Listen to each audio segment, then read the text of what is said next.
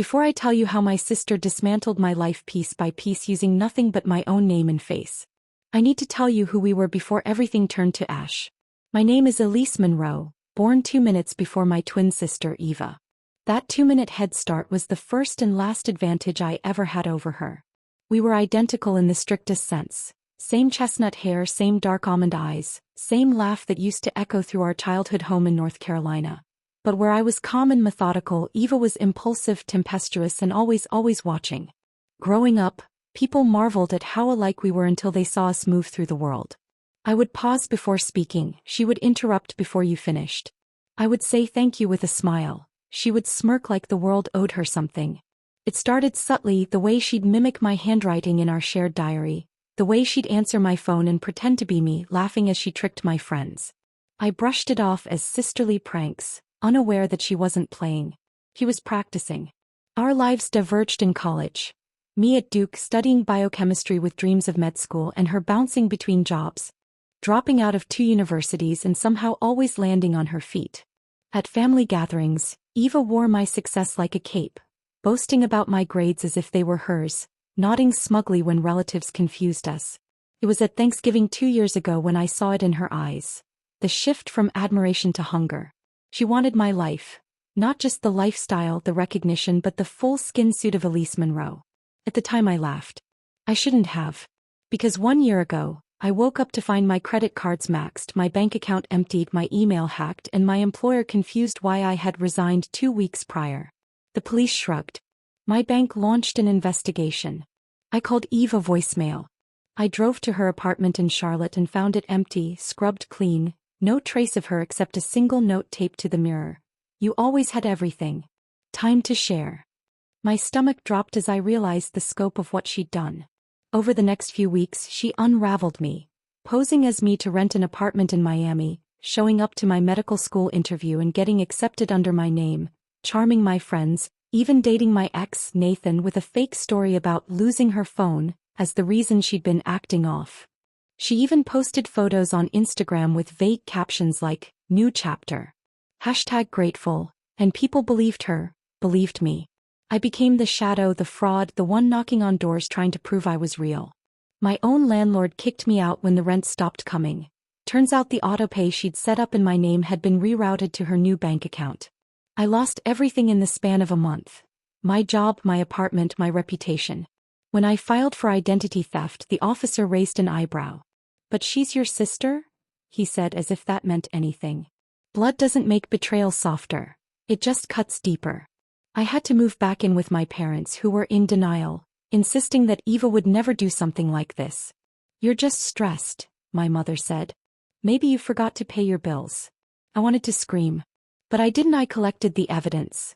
Copies of forged emails, altered transcripts, social media screenshots, and recordings from people who'd met me and sensed something was off. It was when I tracked down the Miami landlord, a woman named Rosa Alvarez, that I found my first real lead. Rosa showed me the lease, complete with my signature, and a photo Eva had taken in front of the building in a sundress I used to own. "She had your ID," Rosa said. "And she talked just like you." Honestly, I thought she was a bit cold, but who isn't these days? I flew to Miami with what little money I had left and staked out the building for 3 nights until I saw her, me, walk out of the glass lobby with a latte in one hand and a Bluetooth headset in the other, laughing. I followed her, heart pounding, my palms slick. She stopped at a cafe, ordered a croissant in French I studied in Lyon, she never did, and sat at a window table scrolling through her phone. I confronted her. I said her name.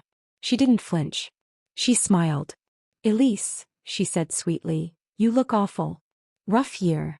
I sat across from her, hands shaking. "You need to stop. This is insane. You always had the perfect life. The fiancé and the job.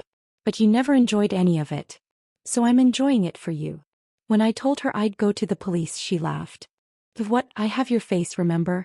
Your voice, your emails, and your credit score. Good luck." I left, shaking, devastated, and more determined than ever. I changed tactics. Instead of trying to expose her to strangers, I targeted her world. I made calls to every organization she had joined as me. The medical school, she hadn't attended a single class. I filed a fraud report. The credit card company, Reverse charged over $12,000. Her apartment lease. Violated when I proved the ID was stolen.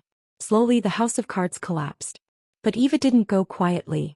She posted a long Instagram story accusing me of being a stalker, mentally ill, obsessed with her. She used photos from our childhood, framed me as jealous, unhinged. My inbox flooded with hate messages. I lost friends. I lost faith. I almost gave up. But then Nathan called. He said, "There's something wrong. She's not you." She tried to get me to sign over the house. That was my opening. I met him at the place we'd first kissed, a quiet overlook on the Blue Ridge Parkway. He apologized. He said he should have known. He handed me his phone. Eva had sent him a nude meant to manipulate him, but it was taken in my old bedroom. That was enough. I filed for a restraining order. I hired a lawyer. Eva showed up in a blazer, weeping, claiming I was unstable, that I'd sent her threats, that she'd just been borrowing my accounts because she didn't have good credit. But I had the receipts, emails, bank statements, even a recorded conversation where she slipped and said, "Well, you weren't using it anyway." The judge saw through her. She was arrested for fraud, identity theft, defamation, and she got 2 years. I watched her being led away in cuffs, and I should have felt triumph. I didn't. I felt hollow. Because even with justice, something had been taken from me. Not just money or time, but trust, safety, identity. When your sister steals your life, who do you become? I moved states, changed my name legally to Eliza Monroe. Started over. Got into a different med school, I cut my hair, and I made new friends. I don't tell them about Eva. She'll get out eventually. And when she does, I'll be ready. Because I now know what she's capable of. And more importantly, I know what I'm capable of too. Before everything was stolen, before the job, the apartment, the relationships, the credit, even my sense of self were stripped from me, I used to think my sister Eva and I were just different, not dangerous. I used to think she was wild, sure, reckless, even, but not evil, not capable of complete obliteration. She was the kind of girl who'd sneak into concerts and flirt with danger like it was a childhood friend, who'd take your clothes, your makeup, your mood, and mirror it with a mischievous glint. But none of that felt malicious. When we were kids, people marveled at how indistinguishable we were. Elise and Eva Monroe, the Monroe twins, two brown-eyed shadows moving as one. But I always felt the line between us. I craved order. Eva craved attention. I liked silence and safety. She liked fire and noise. Still, we shared a room, a bathroom, secrets, gum, guilt. But somewhere between 10th grade and real life, something in Eva turned bitter. I saw it first in small things. The way she'd tell my stories as if they were hers, describe experiences she hadn't lived, smile just a beat too long when people confused us, and complimented her on something I'd done. It was like she was slipping into me. And I didn't see the danger, because how could I suspect your own sister of wanting not your things but your entire existence? It escalated in college. I went to Duke, studied hard, had a path. Eva dropped out of community college after 3 semesters, moved between cities and jobs. And whenever we met, she always seemed curious about my life. Too curious. She asked about my passwords, my routines, my schedule. I joked once that she was building a handbook to become me. She smiled and said, "Wouldn't that be something?" I laughed. God, I laughed. I didn't laugh when my bank account was drained, or when I was locked out of my email, or when I got a call from my boss asking why I'd sent a resignation letter. I didn't laugh when I found out someone had opened 2 credit cards in my name and maxed them out. I didn't laugh when I showed up at my apartment and the locks had been changed. Payment dispute, the landlord said. Lease violation. I sat on the curb with a suitcase full of medical textbooks and an ache in my chest that wouldn't leave for weeks. I tried calling Eva. No answer. I called again. And again. Then I remembered her smirk. Her questions. Her curiosity about my life. I Googled her name. Found nothing. I Googled mine, and what came up made my blood freeze. A new Instagram account under my name with recent photos. Me, or rather her, dressed in my clothes, posing in a Miami condo I'd never seen. A caption, "Fresh start dizzy #blessed." My stomach turned. I drove to Charlotte, where she'd last lived, and found the apartment cleared out, lease terminated weeks ago. I knocked on neighbors' doors. One woman said, "Oh yeah, she left in a black Mercedes. Had a lot of boxes." Said she was headed to Florida. My hands trembled. I opened my laptop, filed for a fraud report, called my bank, my credit bureau, even my college. They said I'd been accepted to Columbia Medical School. I hadn't even applied. She had. As me. I began to unravel the web thread by thread. Eva had stolen my birth certificate from Mom's attic, renewed my passport with a forged signature, got a new driver's license with a Florida address, and had begun living as me. Not just using my credit. No, she was me. Every time I called an institution, I had to prove that I was Elise. That I existed. Some asked for ID, which had been stolen. Some asked security questions. She knew all the answers. It wasn't just frustrating. It was terrifying. It was as if I had died and she'd stepped into my body. I went to the police. Filed a report. They told me, family disputes are tricky. I said, she stole my identity. They shrugged. We'll look into it. They never did. My parents refused to believe it. Eva wouldn't do this, Mom said. You two have always fought, but this? Elise, maybe you just misplaced things, maybe it's a breakdown. A breakdown. That's what they called it. Not a theft. Not a sabotage. A breakdown. I cried for 2 hours in my childhood room, stared at the glow-in-the-dark stars Eva and I had stuck to the ceiling when we were 9, and then I got up. Rage is fuel when the world gaslights you. I tracked down the Miami condo where she lived, leased under my name. I waited outside for 6 hours until I saw her, hair pinned back, my glasses on her face, my necklace at her collarbone. I confronted her. She didn't flinch.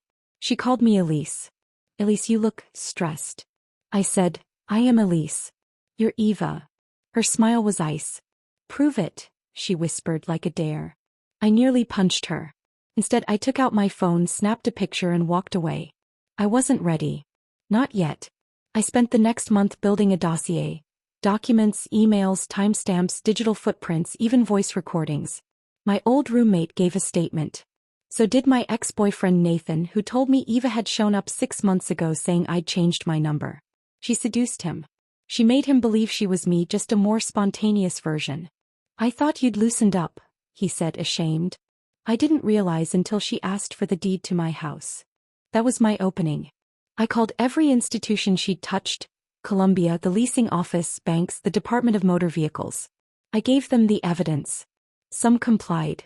Some didn't. But the house of cards was beginning to shake. Eva retaliated by destroying what was left of me. She posted photos of my journals online, spread rumors that I'd cheated in college, even created a blog claiming I was a deeply unstable woman with delusions. She used my photos, my writing, my voice. She blurred the line until I wasn't even sure if I was real. People believed her. Even my best friend Hannah started pulling away. I don't know what to believe, she said. You seem different. I screamed in a parking lot until my throat was raw. Then I changed tactics. I filed a restraining order. I hired a lawyer named Brianna Vega. Sharp, relentless, expensive. He believed me. She'd seen similar cases, though never this personal. She helped me prepare a court case for identity theft and fraud. I subpoenaed records. I recorded Eva calling herself Elise on a customer service line. I tracked her GPS movements using an app she forgot was synced to my old iPad. I found her logging into my Netflix account at 2 a.m. to watch true crime documentaries about women who killed their sisters. The irony wasn't lost on me. The trial date was set. Eva showed up in a blazer and a fresh blowout, weeping as she told the judge how I had always been jealous, how I'd accused her of things to cover my own breakdown, how she was just borrowing my identity because her own credit was shot, how it was a misunderstanding between sisters. The judge asked for documentation. I provided 3 folders. Eva had nothing. She called our mother to testify. Mom sobbed. They've always fought, she said. Maybe this is just one of their games. It wasn't. The judge ruled in my favor.